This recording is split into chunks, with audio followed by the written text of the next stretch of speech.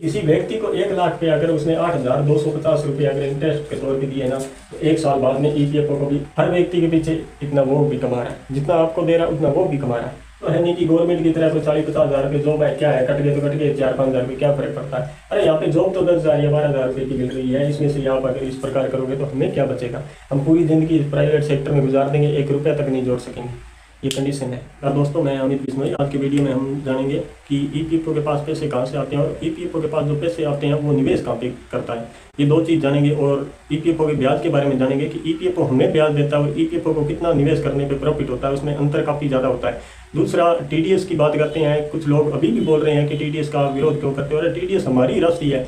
कल मैंने वीडियो के अंदर पूरा बताया था कि 24% राशि हमारी है। आज मैं आपको ये बताऊंगा कि इसके अंदर जो ईपीएफओ के पास पैसे कहाँ से आते हैं, कोई बाहर से पैसे नहीं आते हैं, ये हमारे दिए हुए पैसे होते हैं। और दूसरी चीज़ आज मैं बताऊंगा कि ईपीएफओ कहाँ पे निवेश करता है, ताकि ईपीएफओ कितना परसेंट ब्याज कमाता है और हमें उसमें से कितना देता है और कितना रखता है, ये भी मैं आपको पूरा आज इस वीडियो के अंदर बताऊंगा। तो पहला अपना पॉइंट आता है, वो आता है कि ईपीएफओ के पास पैसे कहाँ से आते हैं। इसके अंदर आप डायरेक्ट गूगल से जाके सर्च कर लेना कि ईपीएफओ के पास पैसे कहाँ से आते हैं। वहाँ आपको एक लाइन लिखी हुई मिलेगी, 24% राशि ईपीएफओ रखता है। 24% में जो मेन चीज़ है 8.33 अपने को पता है, पेंसिल उस पर नो इंटरेस्ट है,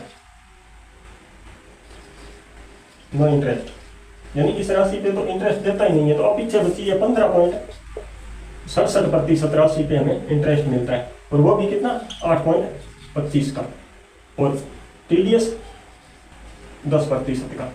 अब मैं आपको टोटल बताऊंगा आगे कि ईपीएफओ अपना पैसा कहाँ निवेश करता है। आप एक बार को इस पे पहले तो ये सर्च कर लेना कि ईपीएफओ के पास पैसे कहाँ से, आप ये सर्च कर लेना कि ईपीएफओ पैसे कहाँ निवेश करता है। इसको आप अच्छी तरीके से गूगल पे जाके सर्च करोगे तो आपको एक आंसर मिलेगा कि ईटीएफ और इक्विटी जो निफ्टी 50 की नकल करता है। निफ्टी 50 क्या शेयर मार्केट है। निफ्टी 50 का तो रिटर्न बहुत ज़्यादा था, क्योंकि अपने 2023 से 24 का निफ्टी इंडेक्स फंड का रिटर्न देखें तो 51% का रिटर्न था इसका। 51% कहने का मतलब जिस व्यक्ति ने यहाँ पे 1,000 रुपये लगाए थे उसे 511 रुपये इंटरेस्ट के तौर पे मिले थे, यानी उसको टोटल 1511 रुपये 1 साल बाद मिले थे। इसका भी इतना इंटरेस्ट था। लेकिन ये ईटीएफ इक्विटी क्या होता है, जैसे कोई शेयर खुलने वाला है या कोई बॉन्ड है या कोई और ऐसी चीज़ें खरीदी जाती है जिसके अंदर लॉस के बहुत कम चांस होते हैं, ये ईटीएफ इक्विटी। अब इसका अपने को इतना तो पता चल गया कि ईटीएफ इक्विटी के अंदर निवेश करता है। लेकिन अपने जब इसको देखते हैं, ये ईटीएफ चालू कब हुआ था, 2004 को। ये 2004 के अंदर इसकी शुरुआत हुई थी। 2004 से लेकर 24 तक अगर इसकी औसत वैल्यू का रिटर्न देखें ना, तो ये 10.90% का रहा था। 10.90% का औसत रहा था, यानी कि आज तक का टोटल अगर किसी ने निवेश किया है तो उसे 10.90% ब्याज मिला है।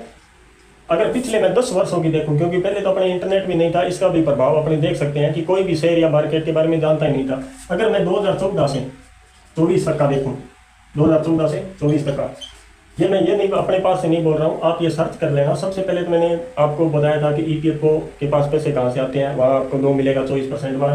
दूसरा आप ये सर्च करना कि ईपीएफओ पैसे कहाँ निवेश करता है, तो आपको ऑटोमेटिक मिल जाएगा ईटीएफ इक्विटी, जो कि निफ्टी 50 की नकल करता है। अब आपको इतना पता चल गया कि ईटीएफ इक्विटी इसके अंदर निवेश करता है। तीसरा आपको ये सर्च करना है कि ईटीएफ इक्विटी क्या होता है, तो आपको वहाँ पे मिलेगा कि वो बॉन्ड वगैरह की नकल करता है और वो शेयर पहले से जो लॉन्च होने वाले थे उनको खरीदते हैं, उसमें लॉस की चांस कम होते हैं। तीसरा आप सर्च कर लेना ईटीएफ इक्विटी का आज तक का रिटर्न, उसके अंदर ये चीज़ दिखाएगा 2004 से 2024 तक औसत 10.90%, और पिछले अगर 10 वर्षों का औसत देखें तो ये 14.57% रहा था। ये आपको गूगल पे टोटल दिखा देगा, 14.57% का इसके अंदर औसत रिटर्न रहा है। अब यहाँ पे तो ईपीएफओ डिपॉजिट कितना किया था, 24%। 24% में से अपने को क्या देगा, 15.67%। 15.67%, क्योंकि पेंसिल का अपने को उस पर कोई इंटरेस्ट देगा नहीं। ये 15.67 पे क्या देगा अपने को, 8.25 का। अगर मैं इसमें से 8.25 निकालूं तो करीबन कितने बचते हैं, 25 और 7 32, 6.32% का इसमें से इंटरेस्ट इसने रख लिया, 6.32। और फिर टीडीएस 10% का। अरे कोई व्यक्ति पैसे क्यों निकालेगा, हर व्यक्ति ये चाहता है, हर कोई चाहे अपना कोई भी फैमिली मेंबर है वो चाहता है कि मैं ज़्यादा से ज़्यादा पैसे इकट्ठे करूँ, मैं अपना खुद का कोई कारोबार खड़ा करूँ। कोई भी व्यक्ति अगर इस चीज में से पैसे निकालता है, मैं 5-10% की कहता नहीं हूँ, लेकिन मैक्सिमम ईपीएफओ के पास 42 करोड़ अकाउंट है। 42 करोड़ में से मान के चलो आप 40 करोड़ लोग ऐसे हैं जो सोचते हैं यार 2 पैसा इकट्ठा हो जाएगा तो अपने इसके अंदर अच्छा कोई अपना खुद का कारोबार करेंगे। क्यों करेंगे अपना कारोबार? उनको पता है प्राइवेट कंपनी है, कभी चली जाती है, नहीं आती है, फिर वो या तो सिक्योरिटी मांगती है या फिर वो सैलरी घटा के देती है। हर आदमी प्राइवेट कंपनी, प्राइवेट सेक्टर से परेशान है। वो देखता है कि मैं किसी भी प्रकार से पैसे जोड़ूं। 40 करोड़ जो प्राइवेट सेक्टर में जॉब करने वाले हैं उनकी यही सोच है कि मैं पैसे जोड़ूं और अपना कारोबार करूं। अब ये उसने मान लो किसी इमरजेंसी पड़ गई, उस व्यक्ति को निकलाना पड़ गया, 10% टीडीएस, अरे 8.25 का आप ब्याज देके 10% इसमें टीडीएस काट रहे हो, और दूसरा आपने इस तरफ भी 6.32 तो ये रख लिया, और दूसरा 15.67 8.33 का उसका ब्याज और नहीं दिया आपने। अगर मैं टोटल जोड़ूँ ना ईपीएफ का तो लगभग 8.32 का ये 14.5 ये हो गया, 14.57 का, और 6.32 का ये रख लिया इसमें 6.32 का। अगर टोटल जोड़ो जितना ही रकम अपने को इंटरेस्ट के तौर पे ईपीएफ को दे रहा है ना, उतनी रकम ईपीएफ को खुद रख रहा है। यानी कि किसी व्यक्ति को 1 लाख पे अगर उसने 8,250 रुपये अगर इंटरेस्ट के तौर पे दिए ना, तो 1 साल बाद में ईपीएफ को भी ये 8,250 रुपये उसको भी प्रॉफिट है। हर व्यक्ति के पीछे इतना वो भी कमा रहा है, जितना आपको दे रहा है उतना वो भी कमा रहा है। तो ये कौन सी इसमें सस्ता वाली बात हुई? एक तरफ तो सरकार ये बोलती है कि आने वाले भविष्य को सुधारा जाए ईपीएफओ के अंदर इंटरेस्ट देके, एक तरफ आप ये लगा रहे हो, दूसरी तरफ आप इसमें टीडीएस लगा रहे हो। तो आम व्यक्ति प्राइवेट सेक्टर में जॉब करने वाला तो वैसे ही परेशान है पहले से ही, उसको परेशान को क्या परेशान करते हो?